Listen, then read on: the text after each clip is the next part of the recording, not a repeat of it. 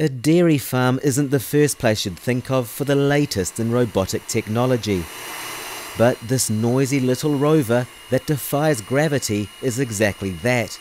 Able to climb non-magnetic surfaces, it's been developed to inspect dairy tanks. They are checked normally via people abseiling inside the tank from the top, or by putting scaffolding around the tank or inside the tank in order to inspect them. So it's a human on a rope with a torch.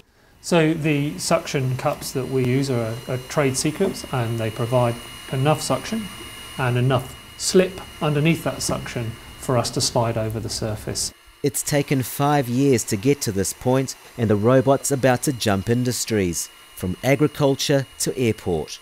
Air New Zealand's trialling it to inspect planes. The aviation industry came sort of left field, but if you think about it, it's not that big a stretch. So we were used to crawling around the inside of a tank, which is not too dissimilar in size to the outside of an aircraft. If we can reduce the amount of time it takes for those inspections to be completed, that aircraft gets back into service much more quickly. And that's why they're really interested. The robot isn't the first New Zealand farm technology to expand into another industry.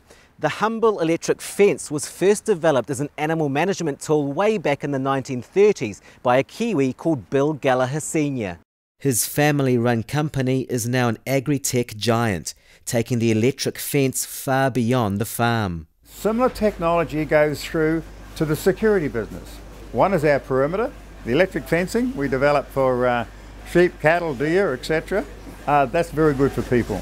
The security tech is used in 200 prisons in New Zealand, Australia and the US. Technology development is crucial to the company's success. Of its 1,300 worldwide staff, 1 in 10 focus on R&D. New Zealand is one of the few countries in the world where we have a Western standard of living based on unsubsidised agriculture. And that's really done with technology. And about 80% of our revenue is outside New Zealand. As things get tougher, lower cost methods are looked for, and New Zealand's king of low cost methods. Low cost but a massive return. Agritech now generates exports for the country of more than $800 million a year. Mauricio Olmedo-Perez, BBC News, New Zealand.